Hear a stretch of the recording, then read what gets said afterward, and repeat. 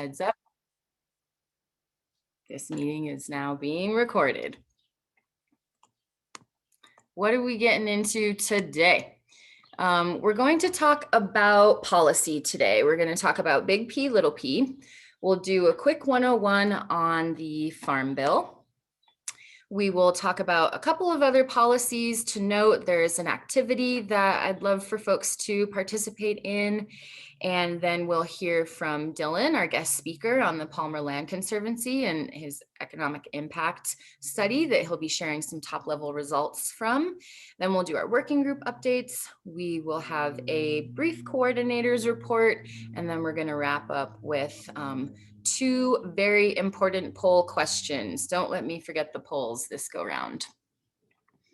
Any questions on that? Anything we need to add? Well, there will be some space at the end for comments and appreciations and all that jazz. So there will be time if you have announcements you need to make. All right, so policy, big P versus little p. With the reactions button or just a show of hands, how many folks have sort of heard of policy spoken about in this way, big P versus little p? Yes, no, sort of, kind of. Okay, well, we're going to jump right into it. So the biggest difference between a big P and a little p policy is that big P policies are laws. They happen at a regulatory level, and they're usually from an official government capacity. Little p policies happen at the organizational level, and they can happen at all different kinds of organizations, institutions, businesses, community coalitions. They're different from the big P because they're not a law. They're more about practice, and we'll sort of get into that as we move along.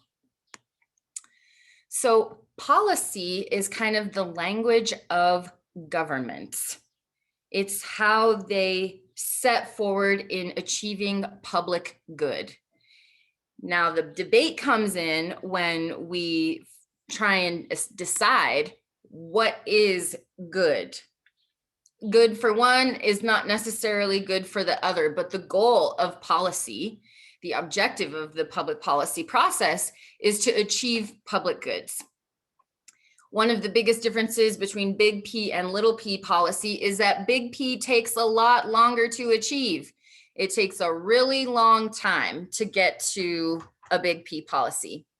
Little p policies set standards and expectations at an organization. They address practices, priorities. They can be both internal and external. So you can have an internal policy that affects the people of the organization. You can have an external policy that impacts your stakeholders. And it also identifies how resources are shared. Little p policies are much quicker to implement. And both have a significant impact on food systems change. So here are a couple of examples of big P versus little p. Big P, the legal driving age, taxes, the Farm Bill, which we will dig into. Those are all big P policies. Little p policies might be something like healthy snacks at a meeting, dress codes, school meals cooked only from scratch. Those are little p policies. They happen at an organizational or community coalition level, and they're quicker to implement.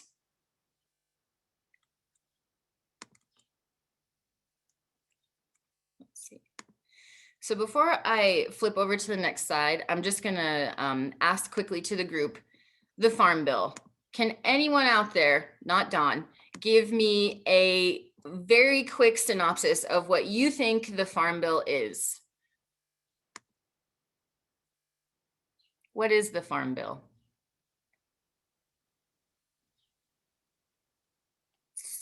Any answer right now will do. What is something that the Farm Bill covers, perhaps? Equal rights and pay for the farmers. No. That's definitely part of it.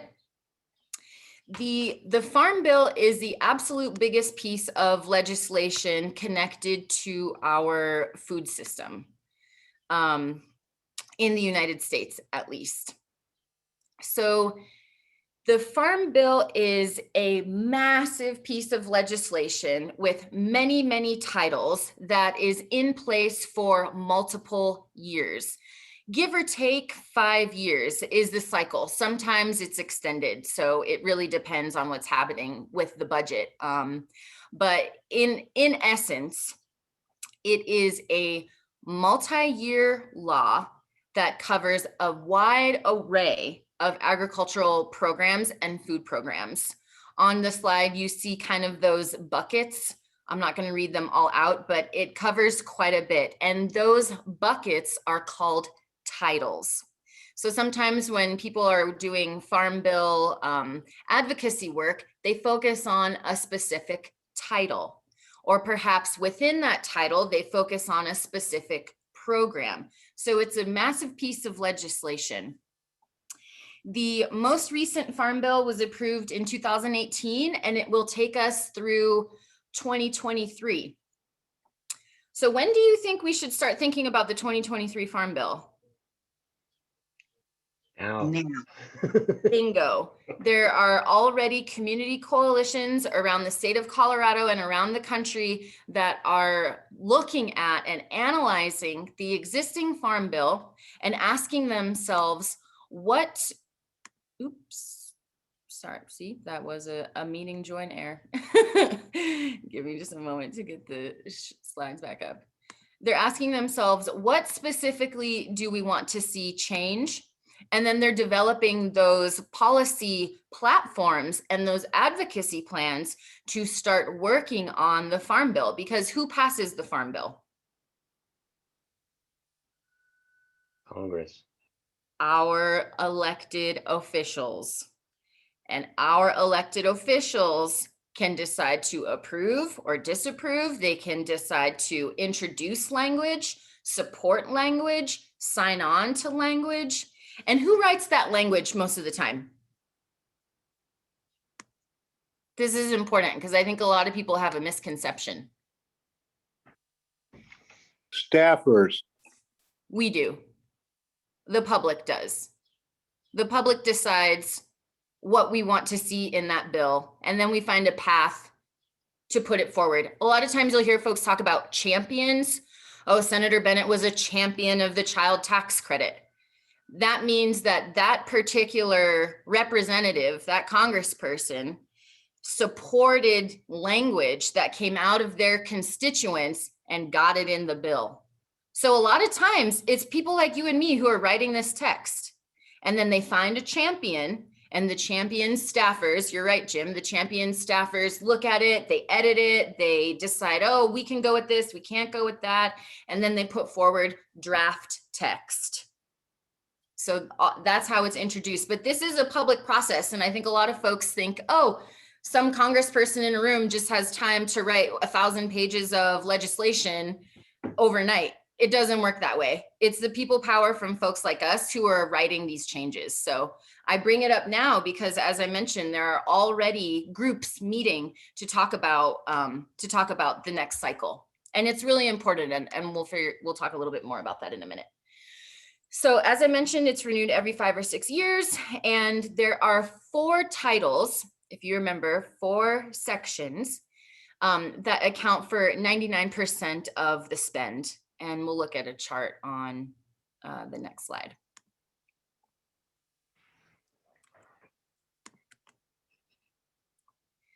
So these are all of the different areas. Brandy, when you were mentioning support for farmers, sometimes that comes under crop insurance. Sometimes it comes direct under commodity support. Dylan's going to talk to us about conservation. The Farm Bill covers programs for international trade. It covers programs for nutrition like WIC and SNAP and school meals, in fact. It has stuff in there for rural development. If you believe it or not, rural development home loans are discussed in the Farm Bill, as well as a whole slew of other things that we won't really get into. Research and extension, that's a big one. That you'll always see kind of folks trying to get more money in that research and extension bucket, because that's really a place where the Farm Bill money tends to go a lot farther. We see a lot of action in research and extension. So here is the breakdown of the Farm Bill. And you'll notice that the biggest section there is nutrition. Well, isn't that interesting? The biggest section of the Farm Bill, the Agricultural Improvement Act, is in nutrition. Why might that be? What is the biggest program coming out of the Farm Bill? Food stamps. What's another way we describe food stamps? What's the 2021 way of describing food stamps? Supplemental Nutrition Assistance Program, SNAP. Electronic, sometimes you'll hear people say my EBT card. That stands for Electronic Benefit Transfer. So an EBT card is the mechanism for people to use their SNAP allotment. So you can see that all of the things I just mentioned, those are policies within a policy. So the big P policy is the Farm Bill, and there are all of these programs underneath it, and those are all policies too. When you get to the store, perhaps, and the store says, we accept, we welcome EBT, or we welcome SNAP, and some locations don't, that is a little p policy. Big P, little p. But nutrition is the biggest spend. Oops. Maybe some of you saw, maybe some of you didn't. How much do you think we spend on the Farm Bill? How much do you think was approved for this 5-year cycle of the Farm Bill? Just some guesses, throw them out there.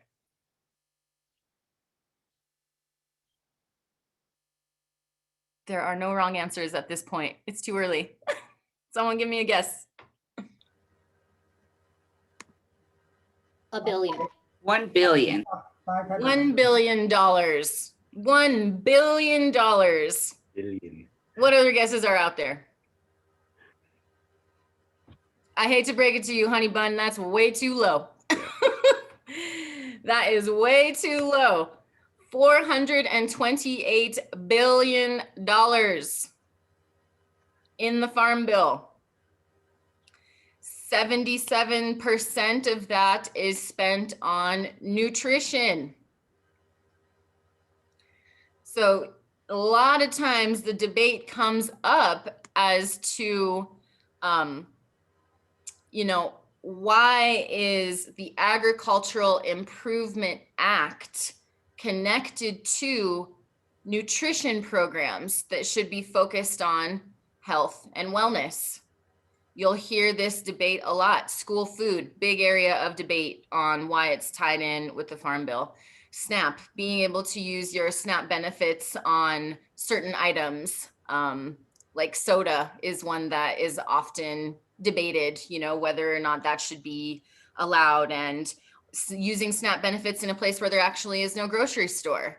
So folks have benefits, but there's no grocery store. So they're spending all of their benefits at the Dollar Tree. We see this in our own community. So there are lots of questions on why these bills are done together. And that's why people start early, because it's so complicated the way they connect. And so we really need to dig into the text to figure that out. So that's a big part of the debate. All right, we're going to stop there for now. This is a very high level 101 on the Farm Bill. And I'm stopping there because there are lots and lots and lots of ways for you to plug in. If you are interested in this top level conversation around Farm Bill policy, please reach out. The Advocacy Working Group will start to dig into certain pieces that are most pertinent to Pueblo, very likely SNAP and WIC and school meals, but there are lots of areas where we as a coalition can impact this conversation. So if you are all interested in seeing how this thing goes down or providing your opinion, please don't hesitate to reach out and join the advocacy working group, because that's something that we'll have to take on. Any questions on that before we move on to a little activity?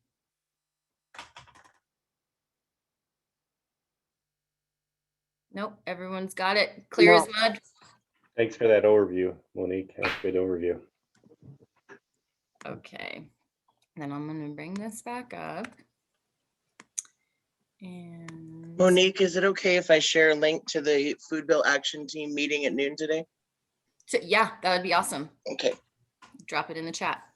working on Okay, it. so there are some other policies to note, and I bring these up because they've kind of been swirling around our sphere recently. So a state level bill, Senate Bill 2187, is a labor bill that was introduced, and from what we can tell, it looks like it's going to be signed, but there's still a lot of conversation around this particular bill. And the reason for that is, as mentioned at the beginning of our conversation, the determination of good is highly debatable.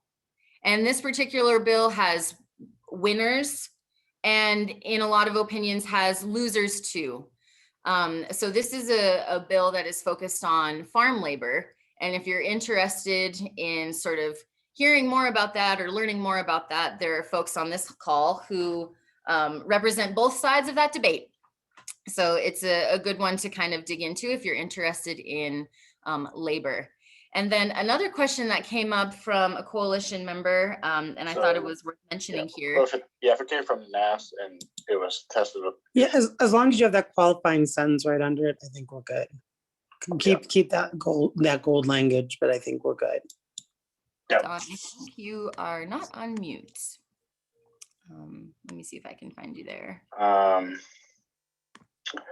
So this is. Got it. Okay. So another one that came up, and I thought it was worth sharing to the whole group, is chickens.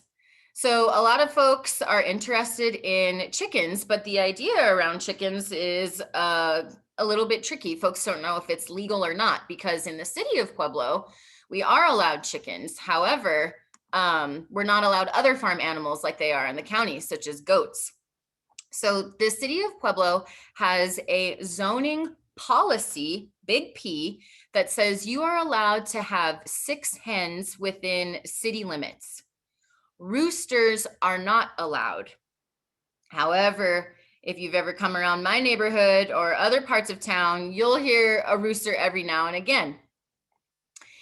That particular big P policy is written, but not necessarily enforced. So sometimes we have policies that are out there and they get enforced more readily than others. Laws to protect safety are likely going to be more enforced than something like the no rooster ban in city limits. So these are just a couple other things that I wanted to share to give some more examples for folks on the way that we're surrounded by policies in the food system. Okay, we are going to break up into small groups because the determination of what makes a good policy is so very subjective. It can be. So it's always good to practice your analytical chops. So there is a document that I'm going to put into the chat. You will get assigned a group number. Click on the link for your group number. Your group will decide to pick one of the policies that are listed, determine if it's a big P or a little p, analyze the pluses and minuses of that policy, just conversationally. If you want to take notes, that'd be awesome, but if not, no big deal. And then the more important question for our work is, does this policy lead to greater food systems equity? And that's a why or why not. Does that make sense for folks? All of these instructions are on your sheet as well. So don't worry about that. And I'm going to drop this link in the chat. My fingers are crossed that all of the sharing works out just right. So here comes the link. Open it up on your side. Someone give that a shot. Give me a thumbs up if it works so that I don't send you all away. Okay, awesome. And then I am going to break everyone up into small groups. And yeah, we'll go really small groups so that you can actually have a good conversation here. And then click on your group number. Click that link of your group number. So if you're in group 1, click on the group 1 link. All right, off you go. We're gonna give this, 7-8 minutes, nothing major. This is really just so you can start thinking through some of these implications on how policy impacts food systems equity.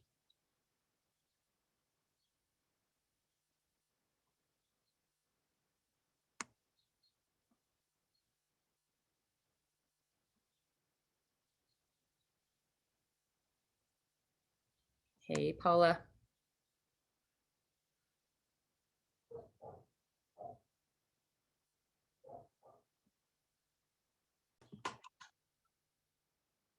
There you go.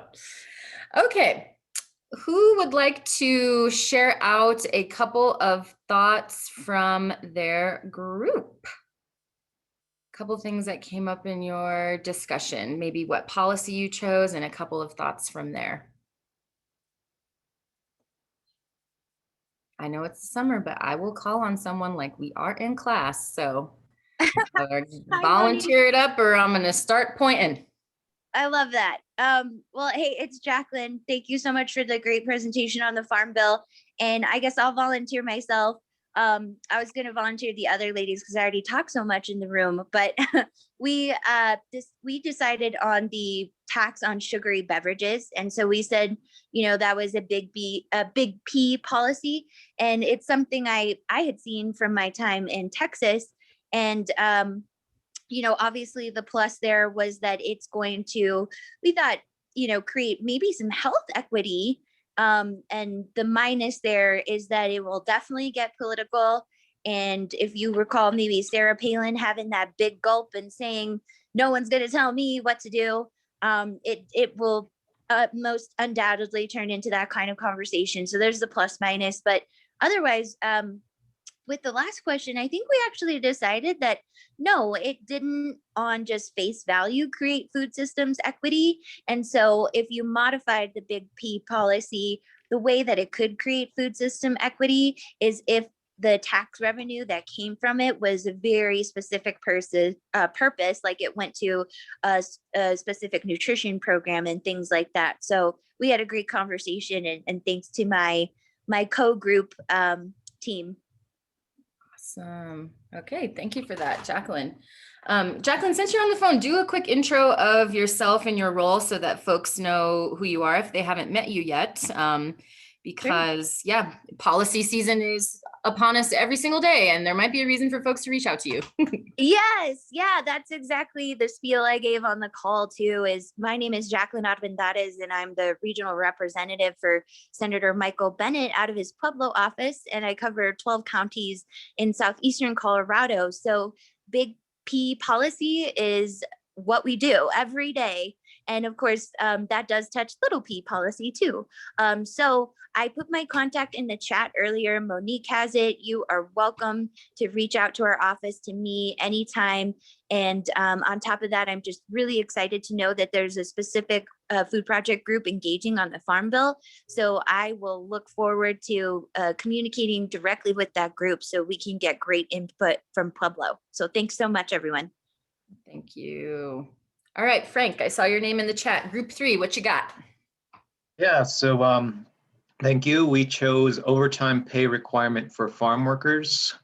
And our understanding of it, based partially on what you said earlier, is that it's probably mainly a little P thing at the moment, but we're working on becoming a big P.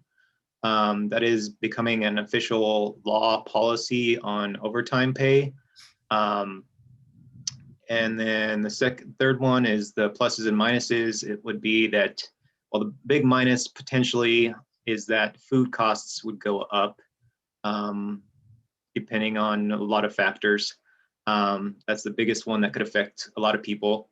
But the benefit is that there would be a little more economic equity, at least, as far as paying the workers goes.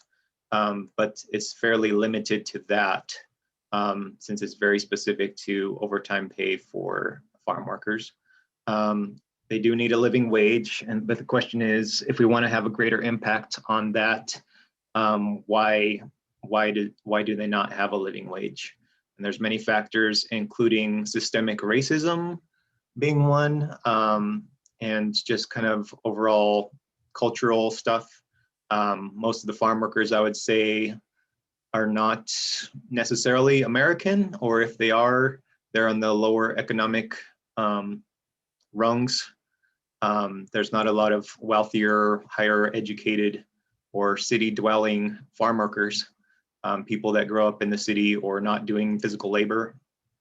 And we have a note in here about streamlining old system to support equity effort. And it's a small step toward bringing some equity and true change to the overall system, but it's that a small step. Yeah. Thank you for that. I think Dr. B definitely has a perspective on this particular question. I know we've talked about it in the environment working group. And as mentioned, there are pluses and minuses to every policy. And so from the farmer side, having to pay for overtime shrinks their margin and puts them at a disadvantage as well. In some cases, such a disadvantage that they got to close the farm. The question is also about folks who are trying to work as many hours as possible to send money, back home. And if they are forced to get overtime pay, then they will end up getting less hours and ultimately getting less money. But at the same time, every other labor market has an overtime provision. So you can see that it's hard to define the win-win for everyone. Yeah. And I'm wondering if we could just do a reaction or a show of hands. Reactions would help me out a lot. On the bottom of your screen, you see the little reactions button. If you could give me a thumbs up, and I'm just going to do a quick majority count. Do we want to have a 1 hour conversation where we really look at both sides of this particular topic? I think that it's a big one, and folks, it's easy to polarize like so many things today, but ultimately everyone has a dog in this fight: eaters, farmers, farm workers. So it might just be helpful for us as a community to hear both sides at one time. And I don't know if that's been done before. At least I haven't been invited to that conversation. So I'm seeing some yeses, I'm seeing some head waves. Okay, we will figure that out. It won't be in July because, as you know, we're taking a break, but it perhaps at our next meeting or sometime in August, we will sort of sort that out. Okay. Frank, do you have a follow-up comment? And then Derek, I know you wanted to give a quick mention, and then we got to move on to Dylan's presentation. Yes, just a quick comment about the farm labor and the overtime thing is there would be less need for overtime if there were more workers. About that, just elephant in the room kind of a thing that I kind of alluded to but didn't explicitly state. Totally. Yeah, it's very complicated. But just one little note, cheap food has a lot to do with it. And that's a whole other layer around the true cost accounting of what food costs. Okay, Derek, can you give your comments in a minute or less? Yeah, I believe I can. So we chose the healthy food only distributed at free food pantries. We thought that was a small P. It is a local policy. We believe that the positives would be healthier choices would be available. The negatives they're not always available. And then we believe that this policy could lead to more equity, more people have access to healthier choices. Awesome, thank you. Well, it sounds like different groups picked a different policy, which is great. I'm glad we didn't all hone in on one. So I appreciate your participation in those conversations. And I am now going to hand over the reins to Dylan. Dylan, give me 1 second to make sure that you can share. And yeah, you should be good to go. Please introduce yourself and the floor is yours for about the next 20 minutes. Awesome. All right. Thanks, Monique. All right, let me see. Let me get this up and running. Can everybody see my presentation?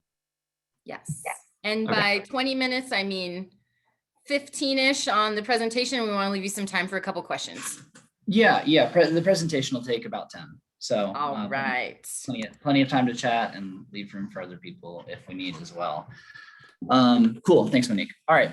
Hi, everybody. I'm Dylan O'Hare. I'm Palmer Land Conservancy's Community Conservation Manager, and I'm actually coming to y'all from our brand new office right here in downtown Pueblo in the McCarthy building.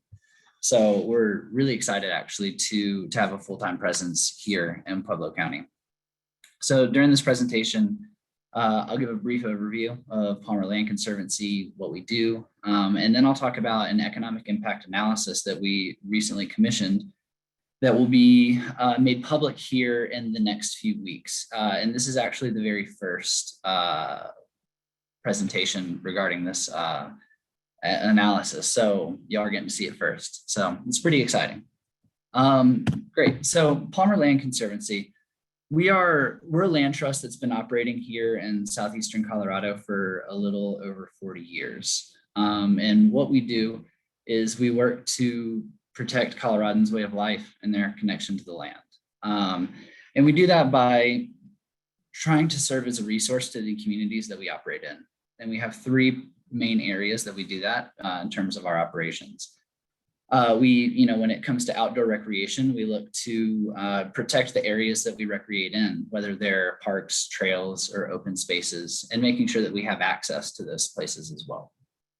Then there's the iconic views that we look to conserve and protect as well. Out here in southeastern Colorado, you've got Pikes Peak, the Spanish Peaks, and just amazing open prairie that we have access to, and those scenic vistas are really part of our identity out here. So that's another area that we look to conserve and protect.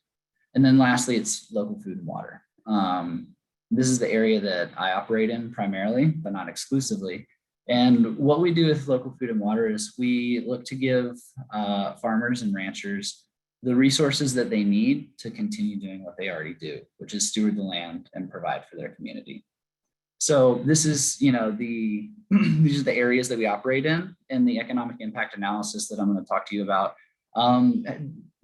really delves mostly into the local food and water.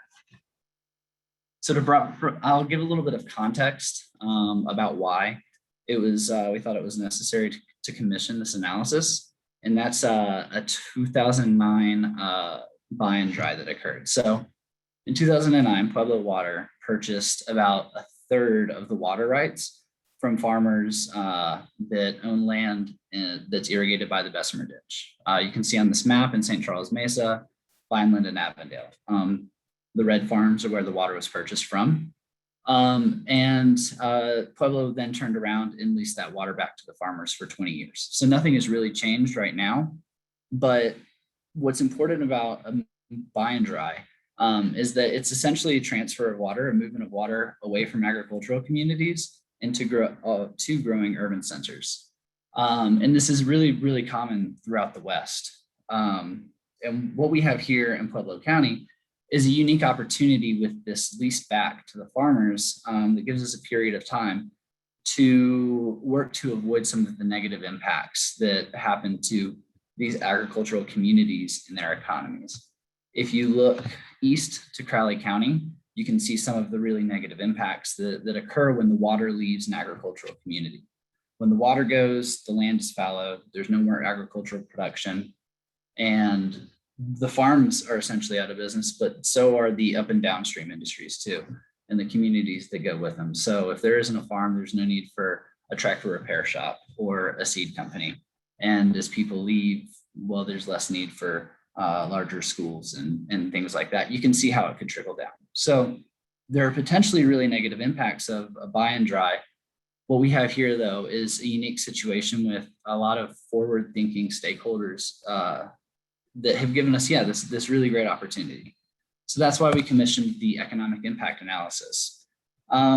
This was an analysis that was headed by Innovative Conservation Solutions and a team of water experts, local community leaders, other consultants, and here on the call, our very own Dr. Mike Bartolo. He contributed quite a bit to the analysis, so thank you to him there. And what this is it's a high-level analysis of the economic situation here in Pueblo County right now.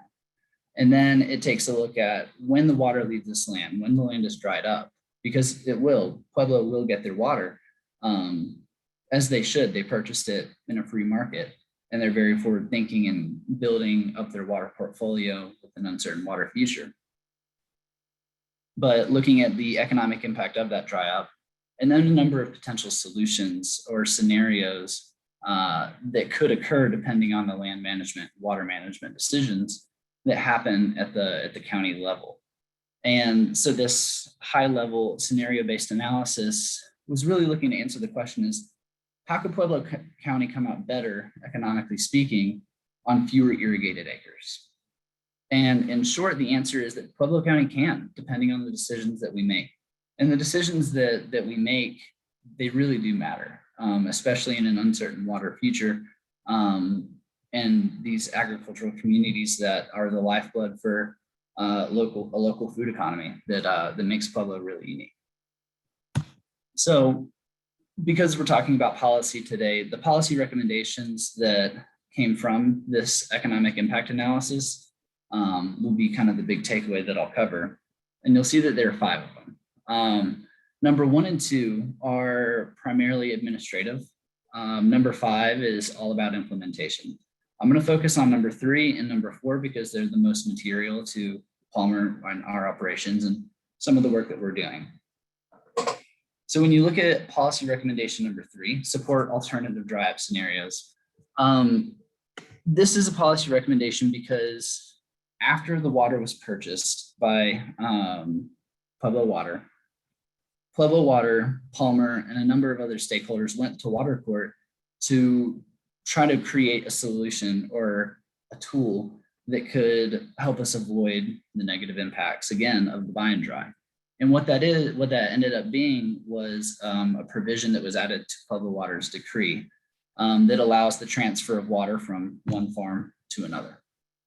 And this seems really straightforward and like common sense, but this actually isn't allowed anywhere in the West. And this is the first provision that's been added to a municipality's decree anywhere in the West. So we're talking about a really innovative conservation tool that we have at our disposal.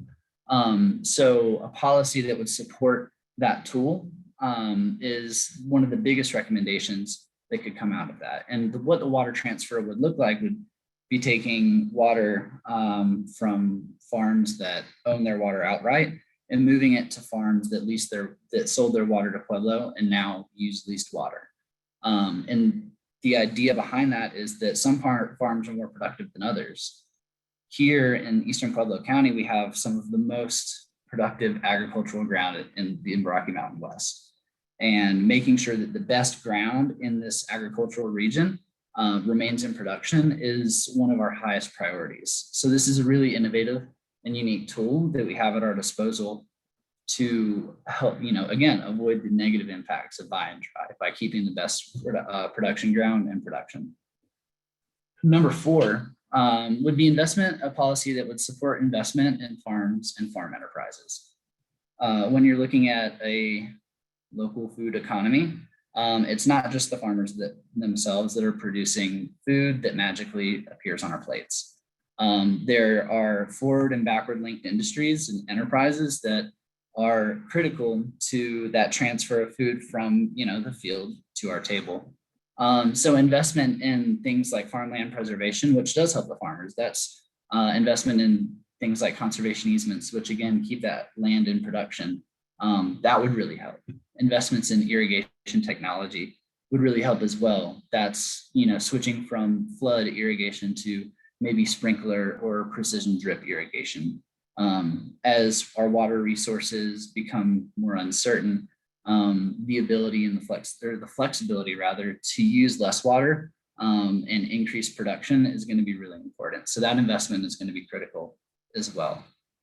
Looking at investment into enterprise development, that's helping farmers, again, not get their food to our tables. So that would be maybe investment in production facilities or distribution centers or packaging facilities. It's investment in these upward and downward linked industries that support the local food economy at large.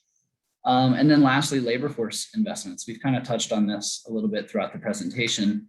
Just now, looking at the labor force that supports these agricultural communities. An investment, for example, could look like investment in labor housing. Vegetable farmers have a really hard time finding housing often during the harvesting season for the workers that are here helping to get, again, that food out of the ground and then onto our plates and onto our tables. So policies that support these kinds of investments would really bolster the local food economy. This economic impact analysis is meant to be a tool for key decision makers, for the people that are in charge of making land use and water management decisions. And as these policies are developed around land use and water management, it's our hope that this economic impact analysis can really serve as a tool and a source of information. It's not just this tool that we have at our disposal either. We've worked recently with the Freshwater Trust in developing a decision support system. What this is essentially an interactive GIS map, but it's really cutting edge technology. It's a way for a land use planner, for example, to go in and look at some of the scenarios maybe that are outlined in the economic impact analysis, or even to customize their own scenario based on decisions that they're thinking about making. And you can use inputs to create economic and environmental outputs. So you can see in real time what impacts your decisions might have. So, if you change the crop mix on certain farms, if you dry up certain farms instead of other farms, or maybe if you dry up a small number of farms at first and phase it, you can look at all of these different combinations of decisions and see, again, what are the environmental impacts and what are the economic impacts. There are a number of models that exist, and the Freshwater Trust has developed them, some of them, that produce environmental impacts, but there's not a model in the entire country that produces economic and environmental outcomes that we have here. So when it comes again to the water management and land management decisions that are being made, we're really excited to have these tools and these resources to offer to the community and to the decision makers, so that we can ideally be as informed as possible as we go into this. So the work that we do is truly collaborative. We don't do any of this by ourselves. It's all about the community members, the local, the folks in the local government. It's the land use planners. It's such a big group, and it's all about collaboration. So if you have any questions, if you want to chat, if somebody has come to mind during this presentation that you think would benefit from talking to me or somebody on my team, I'm all ears. I want to be forward facing. I want to be engaging with all of the stakeholders, as these decisions get made and as we move into the future. So Monique, thanks for the time and thanks for letting me share this work that we're doing. And I guess I will drop my contact info in the chat, but you can also see it down here. And yeah, I'll answer any questions. Full disclosure, there are experts that know way more than me when it comes to this report. So I can defer to the report and the experts if you really give me some of the hard questions, but bring it on. Thank you. A couple of administrative questions first. Is there a public copy of the executive summary or the report available? Yes, I can share that. are in the process of distributing that, and I can get that sent out.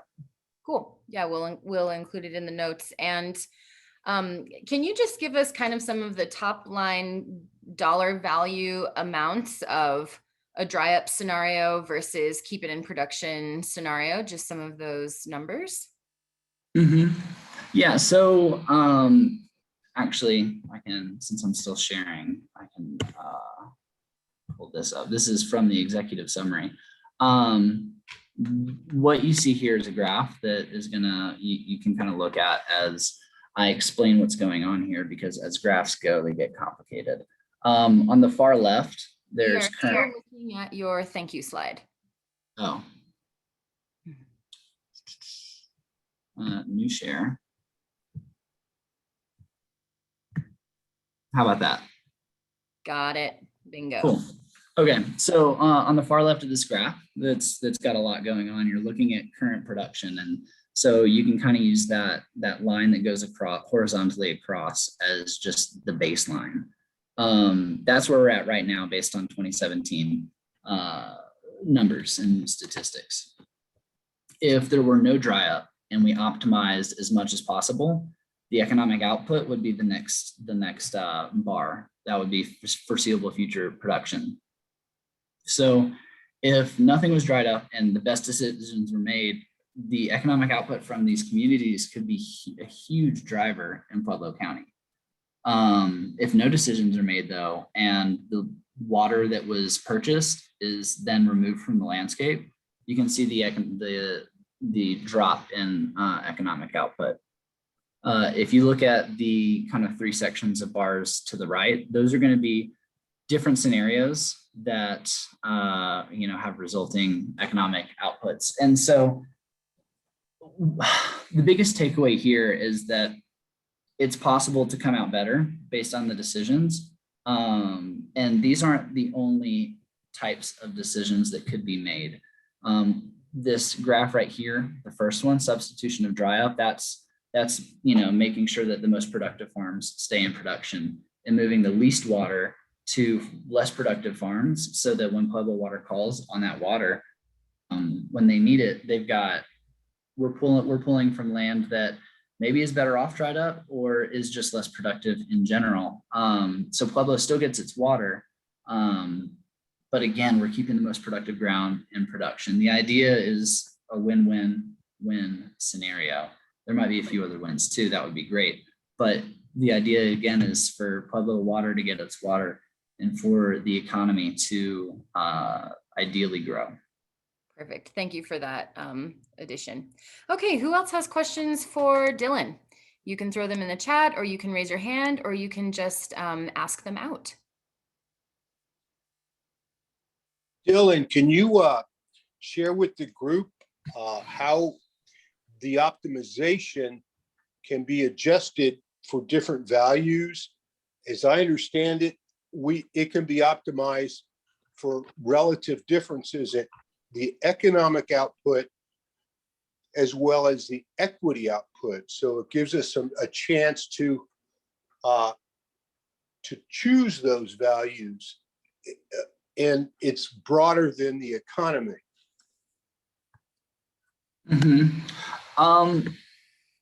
Could you ask that again? I'm not quite sure what the question is. So, sorry. So as it's been explained to me by Chris and Scott as well, is that the optimization can be adjusted for our community values to some extent. So it's not just the dollar amount coming out of the ground, but also optimized for equity. I found that very interesting. I just don't understand it enough. Yeah. So that I would say, so policy recommendation number 4, as it pertains to supporting investments in farm and farm enterprises, that's a way to bolster the equity in the entire system. If there is investment in the labor force, that could be, again, bringing equity to people that maybe are underserved or don't have access to work and provide for their families. That would be an example of how that is built in But again, it depends on the decisions that get made. This analysis is, again, like it's a framework, it's a guiding tool. Does that answer your question, Jim? It does, and I just think it really girds that concept that our local decisions can be made just on the, not just on the optimal dollar value, but optimize sufficient economy for farmers and for labor, but also factor in the equity. It makes it really powerful for us to make those decisions. Mm-hmm. Yeah. Well, and as we know, especially in this group, that food systems are inherently complicated and very interconnected, right? And so ideally by strengthening one part of the system, their other benefits will be experienced maybe upstream or downstream from where those decisions are being made or those investments are going. So it's, everything's complicated, but ideally we're creating a positive impact with these decisions. Okay, thank you very much, Dylan. If you wouldn't mind sending me the link to your presentation, I'll include it in the notes as a hyperlink. And then if you get a chance to share that executive summary with us, I'll include it as well. Yep, I'll do that. Thank you. Perfect. Are we wrapping up or any more questions? I'm good with whatever. Yeah, I think we kind of got to scoot on, but if someone has a burning question, if we can keep it to a minute or less, does anyone have another question for Dylan? Well, I see that Keith put one into the chat, and I can tackle this one pretty quickly, and then we can go for it. So does this take into consideration crop or land usage? For example, corn versus grazing pasture versus soybean versus chile? Yes, it does. That's one of the biggest functions in this decision support system tool is that there's not going to be a lot of grazing pasture that we're looking at with this irrigated farmland, but looking at the economic output coming from a corn field versus a vegetable field, it's quite different. There are different risks associated with both of them, and maybe labor force investments might be more necessary for a vegetable field than a corn field. But the short answer is yes, we do look at optimizing land usage. Awesome. Okay, thank you. Awesome. All right, I'll stop sharing. We can move on. And we are now moving into working group updates. And then we'll do a sun, soil, water update, and I will round us out with a coordinator's report. We have just over 20 minutes to get through all of that and do a round of appreciation. So let's get started. Food access. We have some guest updaters today. Take it away, Brandy and Tom. Well, thank you, everybody. So I hope not to jack this all up or anything. Lindy was not here, so I'll go pretty quickly. The videographer RFP for the food assistance videos will be released soon, and we plan to film the videos in July and August. The videos will feature local residents, and the goal is to inform public community members about food assistance programs and reduce ambiguity and stigma around these programs. The same cafe readiness assessment spending request was approved, and the RFP for a consulting firm is in progress right now. We discussed funding opportunities that focus on food systems equity. And the backpacks that volunteers helped build with food and supplies have been well received by our community members. And the Pueblo Food Project provided a ton of food and support for the Dog Patch community cleanup day and resource fair this last weekend. So special thanks to that. That was very exciting. Our group members continue to work on increasing food access through helping develop new partnerships throughout the county. So we're always looking to have more members join up. And go ahead and take it away, Tom. Yeah, can everybody hear me okay? Sometimes you can't. All right. We discussed a community garden proposal for the ARPA to strengthen the network of community gardens in Pueblo. increase access to fresh local food, and increase community education on how to grow and harvest preserve what we harvest. We're getting closer to opening day of the Southern Colorado Farmers Market and Craft Fair on July 9th. It will be Fridays from 7 a.m. to 1 p.m. at Mineral Palace Park over there by the pool. It'll be in that parking lot on that side is where I believe it's going to be again. The local food and craft vendors are signing up. The Pueblo Food Project and Food Access Group is supporting free family-friendly activities such as story time, kids activities, contests, and a community resource booth as well. Shoppers can use their SNAP and their PEBT with double up food bucks, and the WIC Farmers Market Nutrition Program, which is brand new this year. The flyer and the event calendar are available, and the market has a Facebook page as well, so please help us spread the word. Thank you. Nice. All right, Dr. Jim, environment. Yes, ma'am. It's an exciting time in the Environmental Working Group. As probably most of you know, the contacts that we've been able to make across the system, both the state and the school systems, really reveals a great deal of potential collaboration since we're aligned around similar missions. And as you also know, speaking for myself, the digital capacity for me to organize these conversations is more limited. And as Monique demonstrates how valuable it can be. So we will be reaching further into those different audiences with some help. Don't be too concerned that I'm putting more work on Monique's shoulders. While she will help with this process, the Palmer Land Trust has provided some labor force to help us do this. So our potential can be realized.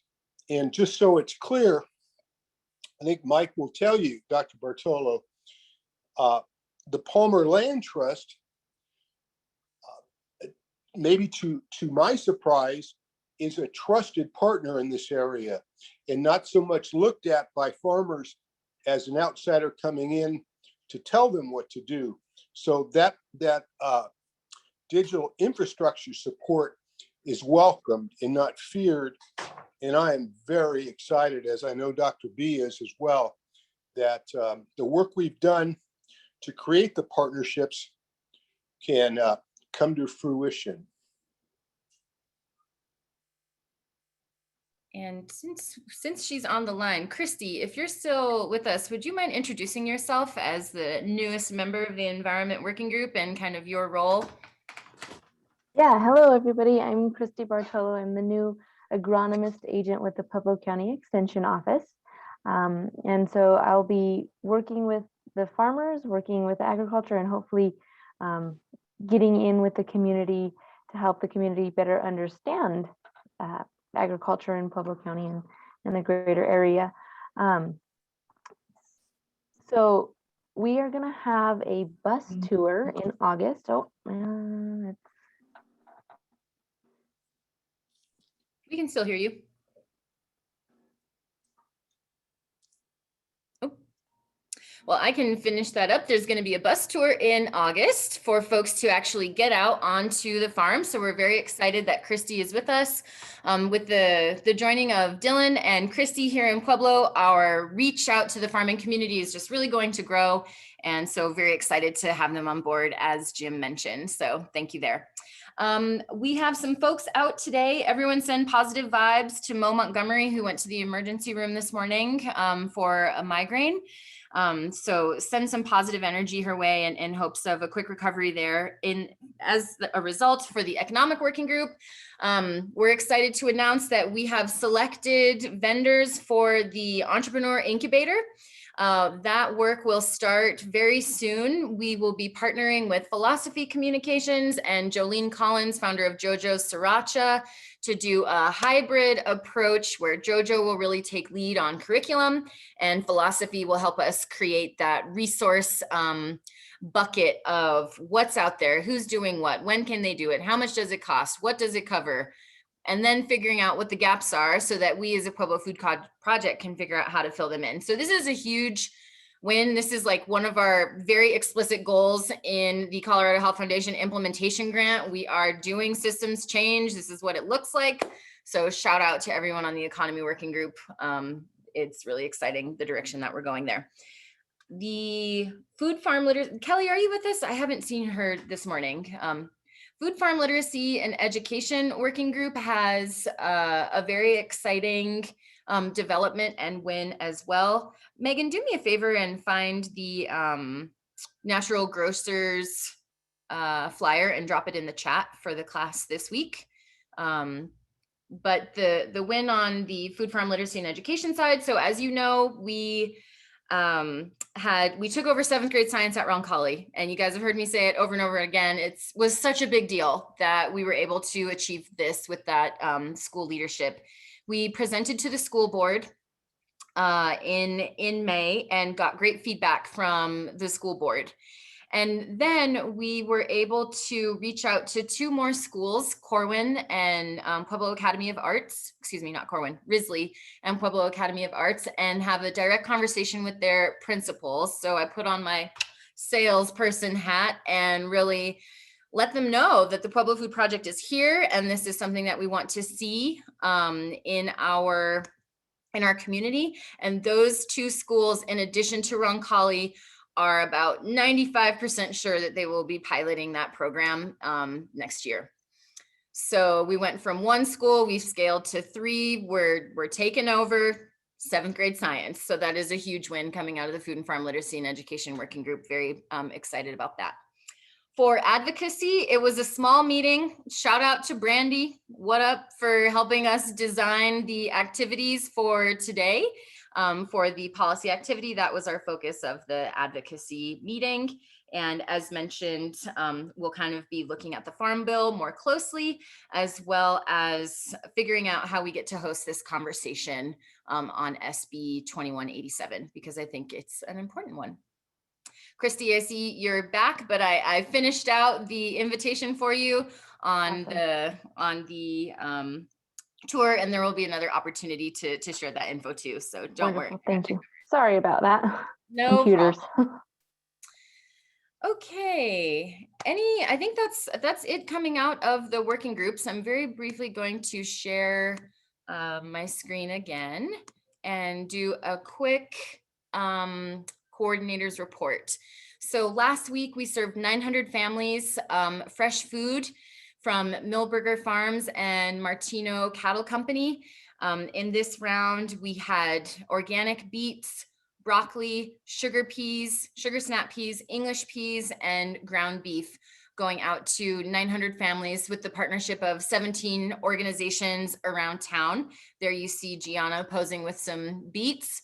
It was a really generous offering this go round, and folks were kind of in awe that A, all of these things grew in Pueblo, and B, that this was a gift that they could offer to their families. So feeling really excited about that. Our local food promotion program application is in.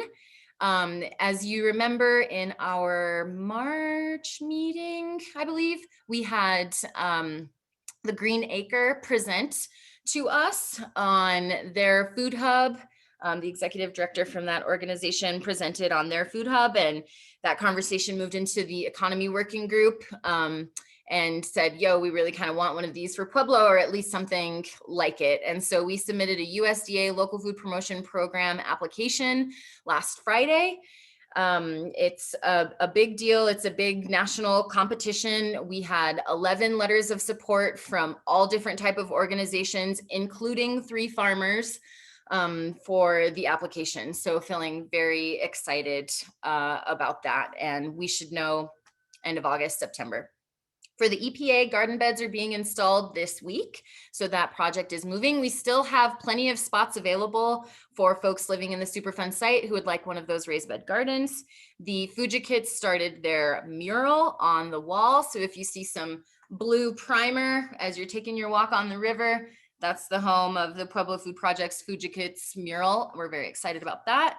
And tomorrow, the Fuji Kids are launching their summer meal kit program, where they will be distributing fresh and easy meal kits to their peers, peer-to-peer, with online cooking lessons and lots of activity there. So if you're a parent, or if you have a young person in your life who wants to build their cooking skills, have them reach out. Gianna's with us for the summer as our intern. There will be lots of opportunities to engage there. And lastly, ARPA. It's happening. Task force leaders have met. Proposals are coming in. And if there's an idea that you have, or you want support in writing a proposal for your organization, don't hesitate to reach out to me, because that process is underway. All right. Now, as you all know, we are taking a break in July.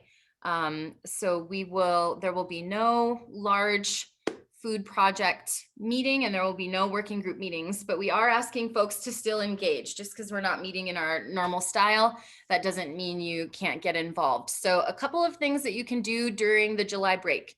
You can volunteer at a pantry, a food distribution, or even Sunnyside Market. You can visit a farm or try a local product that is new to you. You can go to the farmer's market and maybe double dip. You can harvest something from a Pueblo Food Project edible landscape. We have a bounty of herbs that are ready to rock in all of the locations. We should have something to fruit definitely by the end of July. So please visit one of our edible landscapes and grab some dill or some basil or whatever you would like. That's what they're there for, and tell others about it too. We have our natural grocers class this month. It's focused on essential oils. Not sure what July will be, but we will cover that in our newsletter. And I mentioned coming to the farmers market, all of those great activities there. We are also asking for 15 minutes of your precious time to do a reflection exercise. And we are 2 years old. We are 2 years old as an organization. We have been doing a lot, but there's always room for improvement. And so I will be putting a hold on everyone's calendar for our normal meeting time, just a 15-minute little slot to see if we can't take some time to do this reflection exercise. It's very short. It is 4 questions. One of them is optional. So really, we really can create whatever we want out of this group. This is our group. There's no manual. There's no right way, no wrong way at this stage in the game. We are building this together. And so you sharing your voice and your opinions will help us create the most dynamic community coalition possible. So thank you for taking time to do that. And lastly, we are going to have a barbecue. So even though there's not going to be a meeting, we're still going to get together. And so I'm launching a poll. I would love folks to vote on their preferred time for the barbecue. So question 1, when should we have our barbecue? Should it be the last Wednesday of July dinner time, or should it be the last Saturday of July brunch time? And then which activity are you most likely to try that you haven't done before in our week off? Thanks, Alexis. Catch you on the flip. All right. I need votes. I need votes. Send them in. Send them in.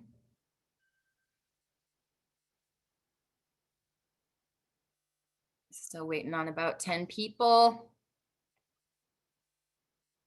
About 8 people. 4 people. Couple more.